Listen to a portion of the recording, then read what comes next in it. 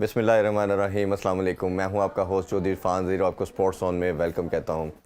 नाज़रीन, आज से जो सीरीज़ है पाकिस्तान वर्सेस न्यूजीलैंड, उसका आगाज़ होगा। पहला T20 आज लाहौर में खेला जाएगा रात 9 बजे, 8:30 बजे के करीब टॉस हो जाएगा और जो फैक्टर डिस्कस करने वाला है सबसे ज़्यादा वो ड्यू का है। और साथ देखना पड़ेगा कि क्या स्ट्रेटजी रखी जाती है, टॉस जीत के कौन सी टीम बैटिंग करती है या बॉलिंग की जाती है और टीम कॉम्बिनेशन आज क्या बन सकता है। इस पर डिस्कशन के लिए मेरे साथ स्टूडियो मौजूद है अबू बकर बिलाल। अस्सलाम वालेकुम जी, कैसे ठीक ठाक हैं आप? खैरियत से? अच्छा, ड्यू की पहले बात कर लेते हैं। कल भी हमने थोड़ी सी डिस्कशन की कि ड्यू फैक्टर थोड़ा सा प्रॉब्लमेटिक हो सकता है। पीएसएल के कॉन्टेक्स्ट में बात करें तो पीएसएल के अंदर हमने देखा कि लाहौर लग जब आई तो तमाम टीम जो पहले बैटिंग करती थी वो ज़्यादा सूटेबल रहा और वो उनके लिए विक्ट्री भी उनको मिली। इवन फाइनल भी हमने देखा समहाउ बहुत क्लोज था, 1 रन की उनको विक्ट्री मिली, बट रही प्रेसिडेंट यही रहा कि पहले टॉस जीत के। बट अभी आप कल मुझे बता रहे थे अभी थोड़ी देर पहले भी कि आप कल भी ग्राउंड में मौजूद थे और अभी भी आप जाएंगे तो आपको लगता है कि ड्यू फैक्टर आ रहा है, तो वो कितना प्रॉब्लम कर सकता है बाद में बॉलिंग करने के लिए? देखें, जो पीएसएल था वो फेब मार्च के अंदर हो रहा था, उस वक्त ज़रा ड्यू फैक्टर ज़्यादा था, मौसम के अंदर खुनकी ज़्यादा थी, ठंडक ज़्यादा थी। लेकिन पिछले 3-4 दिन में जितनी गर्मी पड़ी है, ड्यू फैक्टर के अंदर कहीं ना कहीं कमी ज़रूर आई है। लेकिन कल रात को भी हम देख रहे थे तकरीबन 10:30-11 बजे के करीब अच्छी खासी ड्यू ग्राउंड में मौजूद थी। और मैच क्योंकि लेट शुरू होना है, 9 बजे बकायदा तौर पर मैच का आगाज़ होगा, तो देखें तो सेकंड इनिंग की जो लास्ट बॉल है तकरीबन 12:15-12:30 के दरमियान जाके गिरेगी, तो उस वक्त ड्यू फैक्टर होता है मामूल के मुताबिक। लेकिन क्योंकि स्प्रेज भी किए जाएंगे, लेकिन उसके बावजूद मैं समझता हूं कि जो टीम जीतेगी शायद पहले बॉलिंग करने को प्रेफरेंस दे, ताकि सेकंड बॉलिंग के अंदर मुश्किलात ना हो। अगर बॉल गीला होता है तो बॉल अच्छा खासा गीला था, कल भी हमने ऑब्जर्व किया ग्राउंड के अंदर ट्रेनिंग के दौरान, तो ड्यू फैक्टर कहीं ना कहीं होगा। लेकिन ऑब्वियसली टॉस मैटर करेगा, मेरे ख्याल से क्रूशल होगा। बिल्कुल ठीक है। थोड़ी सी हम बात अब टीम कम्बिनेशन के हवाले से कर सकते हैं, क्योंकि 5 प्लेयर जो मेन जिनको अफ़गानिस्तान के अगेंस्ट रेस्ट दिया गया था वो दोबारा टीम का पार्ट बनेंगे और मोस्ट लाइकली वो खेलेंगे भी। उसमें हमें समझ तो यही आ रही है कि बाबर और रिजवान ही ओपन करेंगे, क्योंकि जब से इन्होंने opening as a pair start किए इन्होंने अपना कम्बिनेशन नहीं छोड़ा। बहुत बात हुई, बहुत डिस्कशन हुई और अभी एक चीज़ ये है कि अगर हम पेशावर ज़ल्मी में देखें तो साइम अयूब ने बाबर के साथ की, इवन हारिस भी था दो कि उसको भी थोड़ा सा नीचे भेजा गया और साइम अयूब को ऊपर प्रेफरेंस दी गई। और ये सुनने में भी आ रहा है कि बाबर बहुत ज़्यादा बैक कर रहे हैं साइम अयूब को। और साथ अभी जो सर्किट के अंदर या पीसीबी के काम का या सब प्लेयर्स का भी मानना ये है कि बाबर के बाद सबसे जो टेक्निकल साउंड बैट्समैन है वो जो अब्दुल्ला शफीक और तीसरे नंबर पे अब साइम अयूब की बात की जा रही है और उसको कहा जा रहा है कि उसको पूरी अपॉर्चुनिटी देनी चाहिए। मेरा मानना तो ये था कि इसको शायद ओडीआई में भी रखना चाहिए था, क्योंकि आपका एक ऐसा बैट्समैन जिसकी टेक्निक साउंड है, जिसके पास शॉट्स हर तरह की हैं और जो विकेट पे खड़ा होना भी जानता है। तीसरे T20 में उसने अफगानिस्तान के अगेंस्ट आपको खड़े होकर बताया भी। तो आपको क्या लगता है कि क्या कम्बिनेशन होगा, बैटिंग लाइनअप क्या आपको नज़र आ रही है? आपने कल प्रेस कॉन्फ्रेंस में भी मौजूद होंगे, और क्या आपको लगता है कि बैटिंग के अंदर कोई नंबर ये दोनों छोड़ सकते हैं या उसी पे साथ जाएंगे? बड़ा अच्छा पॉइंट आपने रेस किया। कल मैंने यही क्वेश्चन बाबर से प्रेस कॉन्फ्रेंस में किया था। मैंने कहा आप हमारे पास अगर देखें तो साइम अयूब भी हैं, हारिस भी हैं, फ़खर ज़मान भी, इवन शान मसूद भी हैं, और उसके बाद ओपनिंग जोड़ी तो आपको पता ही है, बाबर और रिजवान की ओपनिंग जोड़ी कायम दायम है। तो क्या पाकिस्तान टीम इस न्यूजीलैंड की देखने में थोड़ी सी ज़रा वीकर साइड है, उनके मेन प्लेयर्स नहीं है, क्या इसके खिलाफ कोई चांस लेगी, कोई नया एक्सपेरिमेंट करने के लिए तैयार हैं? तो बाबर ने बड़ा कैटेगोरिकली उसका आंसर दिया कि यार मैं और रिजवान तो ओपनिंग करेंगे, ठीक है, बाकी जो प्लेयर्स हैं उनको हम मिडिल ऑर्डर के अंदर एडजस्ट करेंगे। अब फ़खर ज़मान को देखें तो वो भी नंबर 3 पे उनको हम खिलाते रहे हैं। अब साइम अयूब को अगर हमने खिलाना है वो भी नंबर 3 पे खिलाना है, तो फ़खर ज़मान ऑब्वियसली नंबर 3 की पोजीशन सेक्रीफाइस करेंगे, नंबर 4 पर आएंगे, जो मुझे लगता है साइम अयूब नंबर 3 होंगे, फ़खर ज़मान नंबर 4 होंगे, फिर इफ्तिखार आएंगे। एक वाहिद हमारे पास प्रॉपर मिडिल ऑर्डर बैटर है स्क्वाड के अंदर कि इफ्तिखार जो, और अगर हारिस को रखा जाता है तो हारिस भी ओपनर है। हाँ, तो हारिस भी ओपनर, और हारिस को भी अब अगर रखा जाता तो फिर वो इफ्तिखार के नीचे आएंगे। जो 6 नंबर की पोजीशन आपको याद होगा एक वक्त में फ़खर ज़मान को दी गई थी 2020 के अंदर कि आप इंग्लैंड और जो नंबर 6 के लिए खेलें, तो वो मेरा ख्याल है शायद वहाँ पर हारिस, क्योंकि हमने उस पोजीशन पे आसिफ अली को चांस दिया, हमने उस पोजीशन पे खुशदिल शाह को चांस दिया, हमने आजम खान को भी आजमाया उस पोजीशन पे, और तीनों माशाल्लाह से बड़े बुरे तरीके से फ्लॉप हुए हैं इस पोजीशन के अंदर। हालांकि ये जगह ऐसी थी कि यहाँ पे थोड़ा सा भी अच्छा प्लेयर होता ना, या थोड़ी सी परफॉर्मेंस देख के भी अपनी जगह बनाई जा सकती थी। हाँ, हमने देखा कि वो कंपटीशन नहीं था। एशियन एडिशन में आसिफ अली थोड़ा सा सक्सेसफुल रहे, बट उसमें भी कंसिस्टेंट नहीं दे पाए, खासतौर पे 1 ईयर हुए ना आसिफ हुए, मजबूरी इस हद तक पहुंच गई थी कि वर्ल्ड कप के अंदर हमें शान मसूद को नंबर 4 खिलाना पड़ा था और इन दोनों को बाहर बिठाना पड़ा था, और शान मसूद फिर क्लिक करके थे। वकर एक बड़ा एक दूसरा स्कूल ऑफ थॉट भी है, एक पॉइंट ऑफ व्यू है जिस पे कई लोग बात भी करते हैं। अब उस पर डिस्कशन हम भी अपने शो में कई दफ़ा कर चुके हैं और ऑब्वियसली क्रिकेटर से भी इस पे बात होती है। अब ये ना कि मेरी आसिफ अली या इन लोगों से भी जब अगर हम बात करते हैं ना, तो उनका स्टांस बड़ा क्लियर है। वो कहते हैं कि हमें जो रोल दिया जाता है, जो डिफाइन किया गया हमारा रोल, 6 बॉलें होती हैं हमारे पास, 5 बॉलें कहते हैं 4 छक्के लगाए, 3 छक्के हमारे साथ। हाँ। तो वो अब इंटरनेशनल लेवल पे उनका मानना भी है कि ये हर दफ़ा पॉसिबल नहीं होता, ये 10 में से 2 दफ़ा हो सकता है, 3 दफ़ा हो सकता है। और वो फिर उनका काउंटर आर्गूमेंट ऐसे लोगों का जो उनको बैक भी करते हैं ऑब्वियसली, वो कहते हैं कि अगर ये रोल आप कभी बाबर और रिजवान को दे के देखें ना, कि इस तरह या तो करके दिखाएं, तो फिर हम माने कि वो हम कोई भी बड़ा प्लेयर है जो इतने लेवल का है। ऑब्वियसली हर एक प्लेयर की अपनी फिनिशिंग की भी एक पोजीशन होती है, एक रोल होता है बकायदा तौर पे, जिस तरह आप बता रहे हैं प्रॉपर जॉब है, ये भी हाँ प्रॉपर जॉब है। अब यहाँ पर एक लिहाज से उनका पॉइंट ठीक है। आसिफ अली अगर ये क्लेम करते हैं, और कई जगह वो क्लेम कर चुके हैं, मुझे मिलती 4 बॉलें, सारे 8 बॉलें, उमर अकमल की पोजीशन सारे जितने भी ये मिडिल ऑर्डर के फिनिशर के रोल हैं, ये सब यही क्लेम करते हैं। अब कौन करेगा? क्वेश्चन ये है कि वो फिनिशिंग रोल कौन प्ले करेगा? क्या इफ्तिखार अहमद नंबर 4-5 पर आके वो फिनिशिंग रोल की तरफ जाएंगे, या हमें उन तमाम ऑलराउंडर से मौजूदा, जो कि ऑलराउंडर्स की फौज हमारे पास इस वक्त स्क्वाड के अंदर दिखाई दे रही है, शादाब भी हैं, नवाज भी हैं, इमाद भी हैं, फ़हीम भी हैं, और अब इवन शाहिन शाह अफरीदी भी अपने आप को ऑलराउंडर कंसीडर करते हैं। तो 4-5 हमारे पास ऑलराउंडर्स हैं। अब इनमें से किसको आप खिलाएंगे? कौन रेस्ट करेगा? किसका क्या रोल होगा? ये एक बड़ी क्वेश्चनेबल बात है, क्योंकि कल भी जब बाबर से प्रेस कॉन्फ्रेंस हुई तो उन्होंने एक लिहाज से बताया कि जी नवाज को हम नंबर 2 पे भी, नंबर 4 पे भी खिला चुके हैं, हम शादाब की जरूरत पड़े उसको नंबर 4 पर ले आते हैं, तो उनको तो हम वहाँ ले आएंगे, लेकिन फिनिशिंग का रोल कौन प्ले करेगा? आसिफ अली स्क्वाड में नहीं है, इफ्तिखार अहमद स्क्वाड में नहीं है, आजम खान स्क्वाड में नहीं है। ये वो इनको टीम के अंदर लाया गया था डोमेस्टिक की परफॉर्मेंस के ऊपर, और इसी परफॉर्मेंस के ऊपर कि ये अच्छे फिनिशर्स हैं।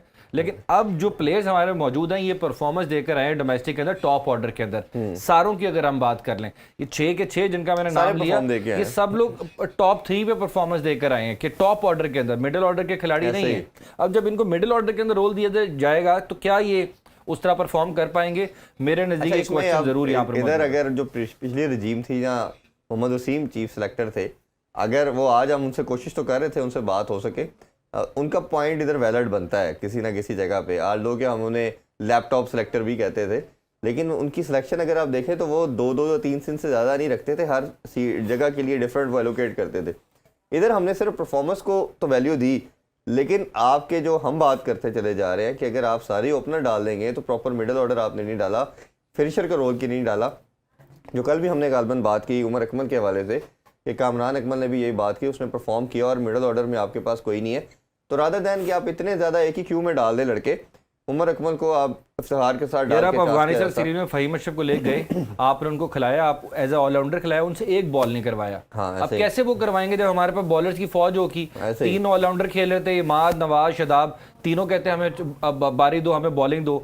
3 फास्ट बॉलर, जमान और इसके अलावा एहसान और नसीम शाह, तो किस किस से ओवर कराएं? इस सिचुएशन के अंदर कप्तान फंस जाता है। आपको याद होगा दूसरे T20 के अंदर कप्तान ने इमाद वसीम को 12वां ओवर दिया, और बड़ी तनकीद हुई उसके ऊपर कि यार 7वां ओवर आप नवाज से दे रहे हो, जो कि न्यू बॉल का स्पेशलिस्ट है इमाद, आप उसको 12वां ओवर करवा रहे हो। पहले मैच में जिस तरह की बॉलिंग कर छोड़ी थी, वो आपने मिस्टेक किया। ठीक है, अब उस पे कप्तान का मौक़िफ़ ये है कि यार मैं अपने पहले उन बॉलर से जाऊंगा जो नए बॉल से बॉल करते हैं। अब उनमें उन्होंने देखा जी जमान खान है, नसीम शाह है, ये नए बॉल के बॉलर हैं, या फास्ट बॉलिंग मेरी बैटरी इतनी कैपेबल है कि हम इनको पहले 6 ओवर्स के दायरे के अंदर फास्ट बॉलर के जरिए डिसीव कर सकते हैं। अब वो तो उनका प्लान वहाँ पर नाकाम हुआ। हालांकि इमाद वसीम जाने स्पेशलिस्ट ही पहले 6 ओवर्स के हैं कि दायरे के अंदर वो बॉल करते हैं, और खासकर राइटीज को बहुत तंग करते हैं। पहले मैच में अगर हम देखें तो उन्होंने अब आउट किए, 2-3 टॉप ऑर्डर से विकेट्स ली, तो मेरा ख्याल है उनसे ना करवाना तो एक बड़ा वेयर डिसीजन था। चले, अब तो ये एक डिस्कशन है, और ऑब्वियसली इस पे मजीद बात हम मैच के बाद भी करेंगे कि प्लेइंग 11 क्या बनती है। जो अपेरेंटली हमें नजर आ रहा है वो यही लग रहा है कि पेयर बाबर और रिजवान का होगा। नंबर 3 ये तो वो क्लियर कर साइम अयूब हमें लगता है कि वो होंगे। उसके बाद हमें नज़र आ रहा है फखर जमान नंबर 4 होंगे, इफ्तिखार नंबर 5 होंगे, और फिर हारिस अगर आपने डालना तो नंबर 6 पे डालेंगे आप। हाँ, मेरा ख्याल है जितनी हमारे पास स्ट्रेंथ ऑलराउंडर की है बनती नहीं है, क्योंकि आपके पास नवाज को और इमाद दोनों की जगह बनती है जो परफॉर्मेंस दे के आए। नायब कप्तान शादाब, हाँ शादाब है, 3 स्पिनर के साथ तो आप जाएंगे। फिर आपके पास 3 प्रीमियम फास्ट बॉलर्स भी हैं, शाहीन शाह अफरीदी वापस आ गए, हारिस राऊफ वापस आ गए, और एहसान उल्लाह को आपने आजमाना है। इवन नसीम शाह और जमान खान जो कि T20 स्पेशलिस्ट हैं वो भी स्क्वाड के अंदर मौजूद है। तो टीम बनाना बड़ी मुश्किल बहुत मुश्किल होगी, लेकिन मेरा ख्याल है कि मोस्ट लाइकली जो अभी हमने ये 11 बोली, जो अपेरेंटली लग रहा है कि मोस्ट लाइकली यही स्क्वाड होगा। अच्छा, थोड़ी सी अभी और प्लेयर्स की भी बात करते हैं। थोड़ी सी हम अगर न्यूजीलैंड के हवाले से बात करें, टॉम लैथम हमने देखा पहले भी कैप्टनसी कर चुके हैं, वो इस दफ़ा उनको रोल दिया गया। विलियमसन ने प्रेफरेंस आईपीएल को दी, अनफॉर्चुनेट भी रहे कि वो तो अब वर्ल्ड कप से भी बाहर कह रहे हैं कि नहीं फिट हो पाएंगे, फ्रैक्चर हो गया। तो अब आपको क्या लगता है कि जो उनकी नई टीम है, जिमी नेशम है, उसमें मिचेल है, डेरल मिचेल हैं, 2-3 पुराने हेनरी है, कुछ 5-6 लड़के साथ ऐसे हैं जो पहले खेले हुए हैं, बट कुछ नए न्यू फेसेस भी हैं, आल्दो कि वो पहले न्यूजीलैंड में खेल चुके हैं, बट ये कंडीशन उनके लिए बिल्कुल एक एलियन कंडीशन होंगी। देखिए, न्यूजीलैंड के फ्रंट लाइन सोल्जर तो इस वक्त आईपीएल खेलने में मसरूफ़ हैं। वो चाहे टीम सऊदी हो, जिनका पाकिस्तान के खिलाफ T20 के अंदर बड़ा अच्छा रिकॉर्ड रहा है, 18 इनिंग्स के अंदर लगभग 28 विकेट्स उन्होंने हासिल की हुई हैं। इसके साथ साथ उनके जो प्रीमियम फास्ट बॉलर हैं लूके फर्गूसन, वो भी स्क्वाड का हिस्सा नहीं है। तो ये उनकी यहाँ पे फास्ट बॉलिंग की कमर टूटती है। फिर उनके पास ब्रेसवेल नहीं है, उनके पास ग्लेन फेलिप्स नहीं है, बोल्ट तो वैसे ही रिटायरमेंट ले चुके हैं, इवन उनको भी वर्ल्ड कप के अंदर खिलाया गया था न्यूजीलैंड की तरफ से। उसके बावजूद तो मुझे लगता है कि न्यूजीलैंड के जो प्रीमियम जो क्रिकेटर्स थे या बैटर और बॉलर्स थे, वो अब स्क्वाड का हिस्सा नहीं है। तो न्यूजीलैंड को मुश्किलात तो होने वाली हैं। आइस सॉडी जरूर टीम के साथ मौजूद है, एक अच्छे स्पिनर है, इन कंडीशंस को भी जानते हैं। उनका जो फोर फादर्स हैं, ग्रैंड फादर, वो भी यहाँ से उनका ताल्लुक है, तो कहीं ना कहीं वो इन कंडीशन से फेमिलियर है। और पहले भी दौरा खेले हैं, इंडिया भी काफ़ी खेले हैं और पहले दौरा भी कर चुके हैं। अभी न्यूजीलैंड ने, आपको याद होगा, वनडे के अंदर हमें 2-1 हरा के इन्हीं कंडीशन के अंदर गई है, लेकिन वो टीम और थी, ये टीम और है। और उस वक्त पाकिस्तान की भी फुल स्ट्रेंथ नहीं थी, पाकिस्तान के भी मेन जो बॉलर्स थे वो अनफिट थे उस दौरान, और हमने अपनी सेकंड स्ट्रेंथ को आजमाया था जो कि उस तरह क्लिक नहीं हो पाई थी वनडे के अंदर। लेकिन इस बार शाहीन भी है, नसीम भी है, हारिस भी है, एहसान भी है, तो एक तगड़ी मैं समझता हूँ कि बॉलिंग लाइनअप है। और पाकिस्तान के नसीम शाह को और हारिस में से टाई पड़ सकता है या टफ हो सकता है, क्योंकि हमें नजर तो आ रहा है पेरेंटली शाहीन शाह तो ऑब्वियसली नंबर 1 चॉइस है, एहसान उल्लाह भी नंबर 1 चॉइस बन रही है आपकी, जो भी उसकी परफॉर्मेंस PSL की बात करें या अफगानिस्तान के हवाले से बात करें, तो इन दोनों में लग रहा है। यार इरफान देखो, लाहौर के अंदर का कप्तान कौन था? शाहीन शाह अफरीदी। लाहौर के अंदर का प्रीमियम फास्ट बॉलर कौन था? शाहीन शाह अफरीदी। लेकिन लाहौर के अंदर की तरफ से आखिरी ओवर कौन करता था? जमान खान। कि इतना बड़ा फास्ट बॉलर कप्तान भी हो, जिसको कप्तान होने के बाद खुद पे भरोसा ज़्यादा और बढ़ जाता है, वो आखिरी ओवर जमान का रखे, मतलब कि वो कितना पोटेंशियल वाला बॉलर है कि कप्तान खुद अपना ओवर सेक्रीफाइस करता है और उसको प्रायोरिटी देता है और उस पर जिम्मेदारी डालता है। तो मेरे नज़दीक तो जमान खान को भी स्क्वाड के अंदर होना चाहिए। मैं अगली बात यही करने लगा था, एक बॉलर तो हम उसका जिक्र कर रहे थे, आज करना हम भूल गए, कि जमान खान की भी जिस तरह की परफॉर्मेंसेज हैं जी, उसको भी आप साइड लाइन नहीं कर सकते। और आपने उसको, लाहौर के अंदर ने खासतौर पे उसको तैयार किया लास्ट ओवर के लिहाज से, और इवन वो नसीम शाह को छक्का ना लगता सेकंड लास्ट ओवर के अंदर लास्ट बॉल पे, तो मेरा ख्याल है अगर 10-11 रन जमान को मिलते तो वो डिफेंड कर जाता शायद। वो फाइनल वो मैच बड़ा फाइट की उसने आखिरी ओवर के लिए, नो डाउट। तो अब हमें ऑप्शन हमारे पास तो बहुत सारी हैं, लेकिन हमने अब टेस्ट क्या करना है। अब हमें, मेरा ख्याल है कि कुछ प्लेयर्स को हमें रेस्ट भी देना पड़ेगा और कुछ को चांस भी देना पड़ेगा। लाइक एहसान उल्लाह है, जमान खान है, मैं समझता हूँ कि ये वो यंगस्टर है जिनको इन कंडीशंस के ऊपर आजमा लेना चाहिए, क्योंकि इन्हीं कंडीशंस पे ये लोग खेल के इन्होंने टीम में जगह बनाई है। PSL सारा इन्हीं कंडीशंस के ऊपर हुआ है। तो अब जमान और एहसान उल्लाह को अगर आप स्क्वाड में डालते हैं तो फिर शाहीन शाह अफरीदी ही बचते हैं, क्योंकि हारिस रऊफ और नसीम शाह को हमें शायद रेस्ट देना पड़े, क्योंकि वो भी दोनों राइटी हैं, एक लेफ्टी हमें रखना पड़ेगा। तो एक लेफ्टी शाहीन शाह अफरीदी, और जिस तरह अर्ली विकेट वो लेकर देते हैं टीम के लिए, तो वो बड़ी क्रूशल विकेट होती है। प्लस वो अपनी फिटनेस को गेन करने के लिए, अब हम सब जानते हैं कि वो जब से इंजरी के बाद आए हैं, मैच प्रैक्टिस बहुत मैटर करती है। और PSL के अंदर भी देखा कि हर मैच में थोड़ा सा उनका पेस भी इम्प्रूव हो रहा था, फिर वो फिटनेस गेन भी कर रहे थे। तो शाहीन शाह अफरीदी 100% चाहेंगे कि तमाम मैचेस खेलें, ताकि जितनी मैक्सिमम वो अपनी फिटनेस को गेन कर सकें और फिर आगे, क्योंकि मेरा मानना ये है आगे आपकी क्रिकेट बहुत ज़्यादा है नहीं है, फिर आगे जाके गैप है, फिर आपने खेलना जाके एशिया कप और वर्ल्ड कप, तो आपकी प्रिपरेशन इन्हीं, ये सबसे बड़ी लंबी सीरीज़ है जिसके अंदर आपको अपॉर्चुनिटी मिल सकती है। तो उसके लिए आपको पूरा जोर लगाना है। देखिए अपनी टीमों ने combination पैदा प्रिपरेशन 1 साल पहले 2 साल पहले अपनी शुरू कर दी थी, लेकिन अनफॉर्चुनेट है कि कल भी बाबर आजम ने प्रेस कॉन्फ्रेंस में कहा कि अगर बोर्ड की ये पॉलिसी है कि सीरीज़ टू सीरीज़ उन्होंने कैप्टनसी को वैल्यूएट करना है, उन्होंने प्लेयर्स की परफॉर्मेंस को वैल्यूएट करना है तो कर लें, मुझे कोई एतराज़ नहीं है। लेकिन टीमों की अप्रोच ये होती है, केन विलियमसन इधर इंजर्ड हुए, टॉम लैथम का नाम आ गया कि ये न्यूजीलैंड टीम को लीड करेंगे वर्ल्ड कप के अंदर। हालांकि टॉम लैथम कहीं नहीं थे कप्तानी के लिए, लेकिन उन्होंने अपनी टीम प्रिपेयर करनी है, उन्होंने प्रॉपरली अनाउंस कर दिया है ऑलमोस्ट कि टॉम लैथम ही उनके वर्ल्ड कप के अंदर टीम को लीड करेंगे। लेकिन हम सीरीज टू सीरीज चल रहे हैं अभी भी, हालांकि वर्ल्ड कप में कितना टाइम रह गया, 6-7 महीने भी मुश्किल से नहीं रहते। तो बाबर आजम के ऊपर प्रेशर एज सच इतना नहीं होगा, क्योंकि मुझे लगता है कि जो जितना उनको शेक करना था वो कर चुका है, क्रिकेट बोर्ड भी कर चुका है, जो बाहर से रिएक्शन लेना था सोशल मीडिया पे लोगों का, पब्लिक का, क्रिकेट फैंस का रिएक्शन भी क्रिकेट बोर्ड जान चुका है। और ये टाइम भी नहीं है कि अब कोई तब्दीली की जाए, खासकर कप्तानी के अंदर। तो कप्तान तो बाबर आजम रहेंगे, लेकिन अनाउंस अगर पाकिस्तान क्रिकेट बोर्ड कर दे तो मेरे नज़दीक ये ज़्यादा बेहतर होता है। अच्छा, हमने लास्ट सीरीज में भी बात की थी कि एक आपने भी इसको सेकंड किया था, आपने भी रिपोर्ट किया था कि बोर्ड जान के चीज़ें फ्लोट करता है कई दफ़ा, और उसी तरह बात की गई कि ये जो बिठाया गया सीनियर प्लेयर्स को, ये भी उसी की कड़ी थी, और शादाब को कैप्टनसी दी गई, आल्दो के शादाब उस तरह कर नहीं पाए, उनको स्टेटमेंट भी भारी पड़ गई, वो भी आपने इसमें देखा। बिल्कुल ऐसे ही। तो उस लिहाज से अभी हम ब्रेक लेते हैं, ब्रेक से वापस आके कैप्टनसी के बारे में बात करते हैं। Don't go anywhere, stay with us.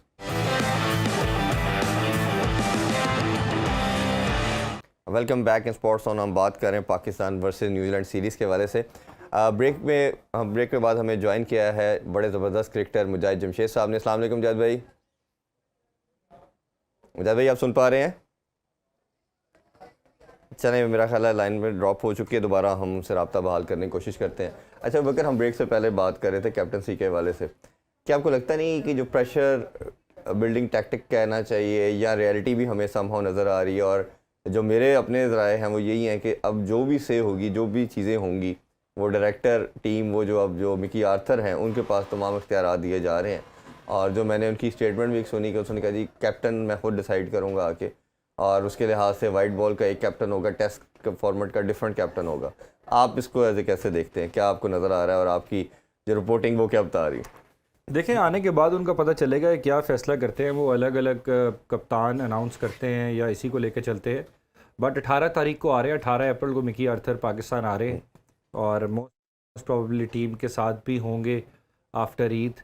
हमें पिंडी वाले सेशन के अंदर शायद वो दिखाई दें, लेकिन अभी उनके मामलात जो हैं वो 18 को आने के बाद मेरा ख्याल है कि शुरू होंगे, किस तरह उन्होंने टीम को लेकर चलना है।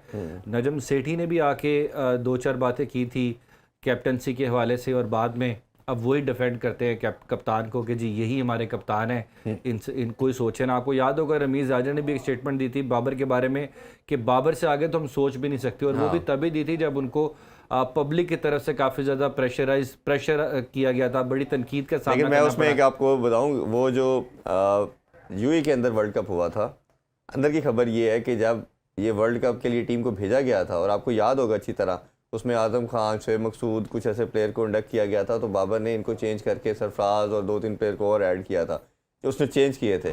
तो उस टाइम के चेयरमैन पीसीबी रमीज़ राजा ने कहा था कि इसको करने दें, ये अगर बुरी परफॉर्मेंस के बाद वापस आते तो मैं कैप्टन ही चेंज कर दूंगा, अभी कैप्टन की आप बात माने, क्योंकि उनका बिल्कुल स्टार्टिंग था। पाकिस्तान ने अच्छा परफॉर्म किया, सेमीफाइनल हम बड़ा अनलकी रहे, शायद कैच ड्रॉप ना होते तो हम जीत जाते। तो उसके बाद बाबर को स्ट्रेंथ मिली, बाबर ने कुछ जीती विक्ट्रीज भी हासिल करना शुरू की, बट उसकी परफॉर्मेंस के अंदर एक चीज़ हमें कहीं ना कहीं हमें नज़र आती है कि जहाँ मेचोरिटी तो चले ग्रेजुअली उनके अंदर आ रही है, लेकिन एक चीज़ है कहीं आउट ऑफ द बॉक्स सोचना, कुछ चीज़ें नहीं करना, जो इनोवेशन लाना वो नहीं लेके आते, वो स्क्रिप्टेड चलते हैं। देखिए इरफान, मैं थोड़ा डिसएग्री इस वजह से करूंगा कि रिजल्ट्स टोटल उसके ऑपोजिट हैं। लोगों ने कहा कि वो कप्तानी उनको मज़ीद बेहतर करनी चाहिए, उनको अपनी पोजीशन फ्लक्चुएट करनी चाहिए, बट अगर ओवरऑल रिजल्ट देखें, पिछले साल वर्ल्ड कप के अंदर हम लोग फाइनल खेल गए, उससे पिछला वर्ल्ड कप हम सेमीफाइनल खेल गए, एशिया कप का हम फाइनल खेल गए। मुझे रीसेंट पास्ट में कोई एग्जांपल दें, कोई ऐसा कप्तान बताएं जिसके पास ये फतवात हों, देखिए जो उसमें कम दो से कम वर्ल्ड कप के फाइनल खेला हो। हाँ, इसमें दो पॉइंट ऑफ व्यू आते हैं। एक ये आता है कि एक हमारा जो कंट्री है या सब कॉन्टिनेंट की पूरी बेल्ट है ना, आपको विक्ट्रीज मैटर करती हैं। फाइनल या सेमीफाइनल गोरा कंट्रीज के अंदर तो आपका ये मटेरियल बिक जाता है, पाकिस्तान या एशिया की कंडीशन के अंदर नहीं बिकता। और दूसरा ये है कि अगर आप इसको और मजीद देखेंगे तो आपका ये देखें कि आपका अगर 92 या 2009 के वर्ल्ड कप को आज भी याद करते हैं, चैंपियन ट्रॉफी को आज भी याद करते हैं, तो आपकी जो कौम है वो विक्ट्री को याद करती है, सेमीफाइनल या फाइनल को नहीं याद रखती। दूसरी चीज़ ये है कि जहाँ आपने विक्ट्रीज़ की बात की, उधर कई कई डबैकल भी आपने खाए।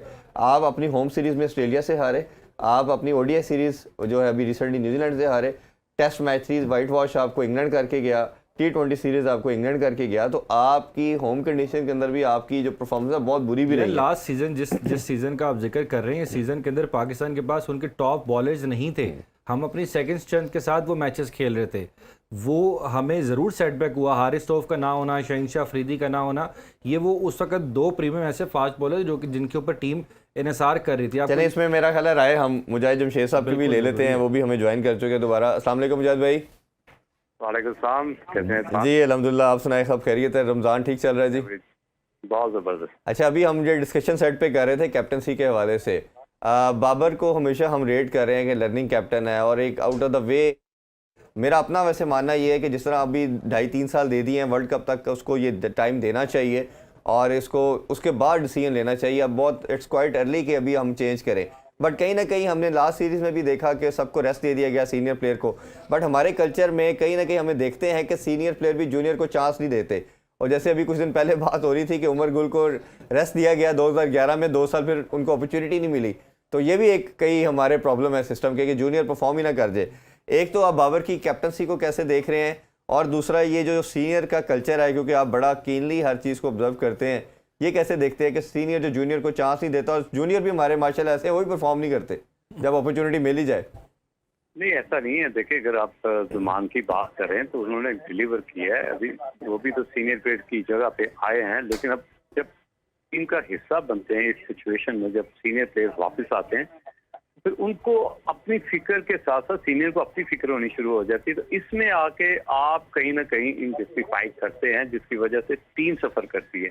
तो ये वाकई आपने सही बात की कि ये कल्चर जो है ये चेंज होना चाहिए। आप देखें ना, जिस तरह भी आपने बात की कि आपके बाबर रिजवान के साथ 5 ओपनर्स और भी हैं, आप किसको ओपनर पे खिलाना है, किसको नंबर 3 पे खिलाना है, और कौन सा प्लेयर। अब देखें, सैम ने जब से ओपन स्टार्ट किया है वहाँ पे उन्होंने डिलीवर किया है। नंबर 3 पे उस तरह परफॉर्म नहीं कर रहे थे। तो ये बड़ा अपनी कुर्बानी देना बड़ा मुश्किल होता है कि एक तो आप परफॉर्म कर रहे हो और उसके बाद आप किसी यंगस्टर को चांस देना चाहें तो आप में वो हिम्मत ही नहीं पड़ती कि आप उसको चांस दे, कहीं आपको टेक ओवर ना करने। तो ये सारी कंफ्यूजन जो है ना, वो अब ये खत्म होनी चाहिए, क्योंकि हम नेक्स्ट लेवल, एडवांस लेवल की क्रिकेट में पहुंच चुके हुए हैं। क्रिकेट को उसी तरह खेलना चाहिए जिस तरह की सिचुएशन डिमांड करती है। आजकल की मॉडर्न क्रिकेट की डिमांड ये है कि आपको जो पहले 6 ओवर का दायरा उसको लूटना आना चाहिए। आपको अपने प्लान की चाहे 2 विकेट गिर जाए, 3 विकेट गिर जाए, आपको उसी तरह क्रिकेट खेलनी है जिस तरह आपने 8-9-10 रन का रन रेट के चलना है। और दूसरा, सीनियर्स के लिए वो भी बड़ा दिल करना पड़ेगा कि अगर उनके बड़े दिल से जूनियर को चांस दें और वो उनसे परफॉर्म, उनको टीच करें। तो अच्छा मुजाहिद भाई, मुजाहिद भाई हमने देखा कि इंग्लैंड और ऑस्ट्रेलिया के अगर क्रिकेट को आप देखें तो वो उनका होता क्या है कि जब वो सीनियर जो है जूनियर को तैयार करते हैं, और हर टीम हर मैच के अंदर अगर आप देखें, खास तौर पर इंग्लैंड की मैं एग्जांपल इसलिए दूंगा कि दोनों ओडीआई और T20 के अंदर वर्ल्ड चैंपियन है वो, तो वो एक प्लेयर को चांस देते हैं, उसको बनाते हैं, फिर एक और को ऐड करते हैं, इस तरह बनाते हैं। हमने पहले चांस नहीं दिया, जब दिया तो 5 को दे दिया, तो हम अफगानिस्तान से हार गए। अब अगर जैसे ओपनर की बात कर रहे हैं, बाबर ने कल फिर कह दिया प्रेस कॉन्फ्रेंस में कि हमारा ओपनिंग स्लॉट तो यही रहेगा, मैं और रिजवान करेंगे। अब फिर आप जो पावर प्ले को लूटने की बात कर रहे हैं वो तो नहीं हो पाएगा। अब हारिस भी है, फिर अब साइम अयूब भी है, फिर अभी फ़खर की हमने बात की। सिर्फ इफ्तिखार एक वाहिद कमोडिटी है हमारे पास जो मिडिल ऑर्डर में खेल सकती है। तो आपको क्या लगता है इसमें से क्या कम्बिनेशन आपको नज़र आ रहा है, कौन खेलेगा और किस नंबर पर जाएगा, किस तरह देखते हैं आप इसको?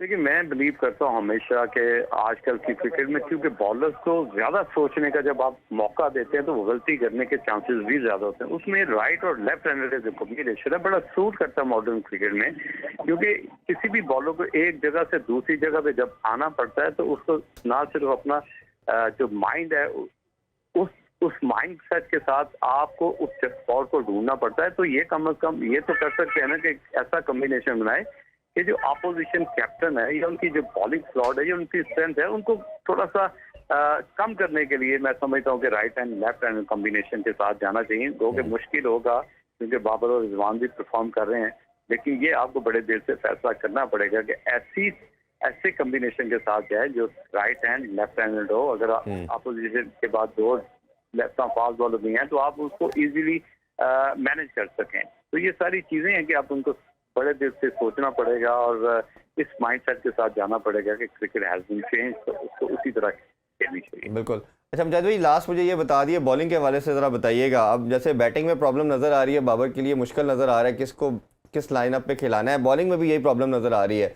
शाहीन और हारिस वापस आ चुके हैं, नसीम शाह ऑलरेडी हैं, जमान ने परफॉर्मेंस बहुत शानदार की और एहसानुल्लाह तो बहुत स्टैंड आउट आपको नज़र आए कि एक ऐसी कमोडिटी नज़र आए जो स्ट्रेट अवे हमें हर फॉर्मेट में नज़र आ रहा है लड़का खेल सकता है। तो अब इन 5-6 बॉलर्स के अंदर स्पिनर तो चले हमारे शायद इन एशिया की कंडीशन के अंदर तीनों खेलेंगे, नवाज भी और इमाद ने बड़ा शानदार परफॉर्म किया और शादाब वाइस कैप्टन भी हैं।